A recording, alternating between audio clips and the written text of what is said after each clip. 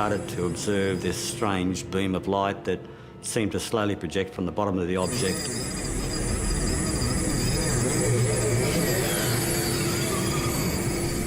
Yvonne had the impression that this beam of light was somehow looking for something down on the ground.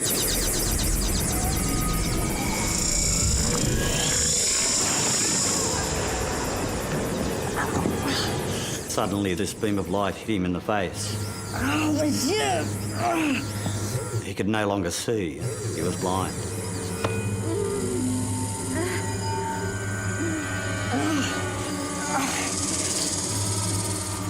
Accompanying this blindness was sort of a very, very strong headache. Slowly, Yvonne starts to regain his sight. Sort of overcome with disorientation, he's trying to figure out what's happening, where he is. Trying to figure out what's going on.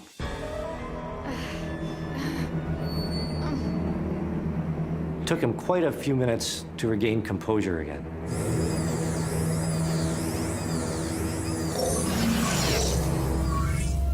The object was still there, but had taken on a completely different appearance. What he saw was that the object was now embedded inside a curtain or a bell jar of transparent light. Like a dome over the top of the object. Perhaps the air itself was electrically charged by the object. Perhaps it was giving off some sort of electromagnetic field. And that was how Yvonne was able to see this bell jar or electrical effect. Then all of a sudden, this bell jar effect seemed to disappear. And the object gets ready for takeoff. As if an engine was revving up.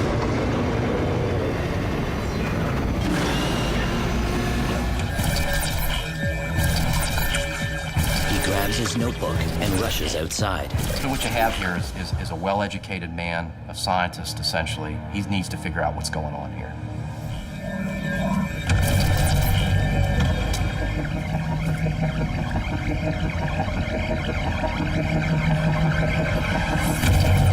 He sees two saucer-shaped crafts in the distance, and they were both pulsing with white light.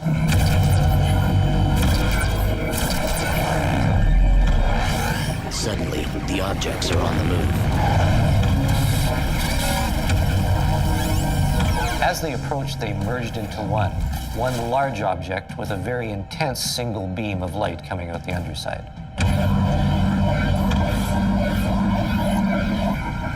The single craft is now less than 15 meters from the house. He was torn between curiosity and oncoming fear because his wife and child were in the house. Sound asleep and completely unaware. Suddenly, the craft was tilting towards him.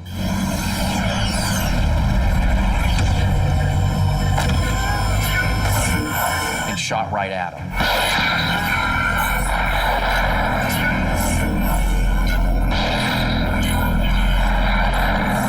Dr. X was completely immersed by this light. And he's terrified. Suddenly,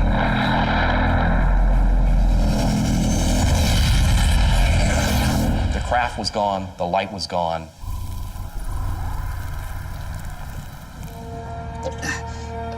Les lumières dans le ciel, vraiment brillant. Puis, Most amazing is what she notices next. Jean, tu ne bois pas. suddenly she realized that Dr. X, her husband, was not hobbling anymore. Oh mon Dieu. Oh mon Dieu. Je peux marcher. Qu'est-ce qu'il a? As a matter of fact, he was walking and moving around like a perfectly healthy person. The officer stops within 30 meters of the object. He's looking at a solid craft of some description. Oh my God. He describes it as a diamond-shaped object, approximately 16 feet by 20 feet. Light from it is so bright that he actually has to raise his hand and shield himself from this.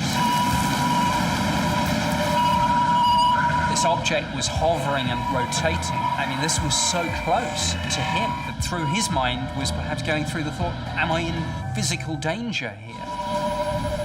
What he decides to do is the only thing he can do, make sure that there's a record of this.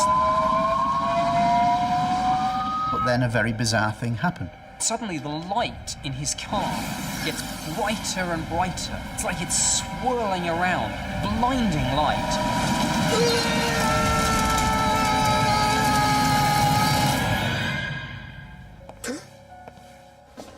Godfrey, where have you been? Did you find the cows? When Godfrey got back to the police station, he was extremely worried about how to report this. 6:30? How can that be? What the devil are you talking about? Where have you been? PC Godfrey can't account for nearly an hour of lost time. And he's thinking, what? He's confused. Sir, you're gonna have to come with me. And his colleague agreed to go back with him to the site of the encounter. When I later spoke with PC Malcolm Agley, he confirmed that when he'd returned to the scene with Alan Godfrey, that there indeed was a circular patch of leaves and broken branches, and that within the circle, that it was much drier than the outside. Godfrey, what happened here? To be honest, Gov, I can't explain it. But there's something else that can't be explained. The cows. The Burnley Road cows have somehow made it into a fenced-off makeshift rugby pitch nearby. And what was really odd about this was that the field was locked off on 3 sides. There was only one access site, Oh, crikey.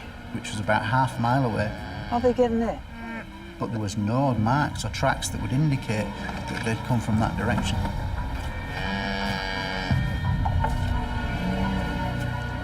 It was almost as if somebody had picked up 6 cows and just gently placed them onto the rugby pitch.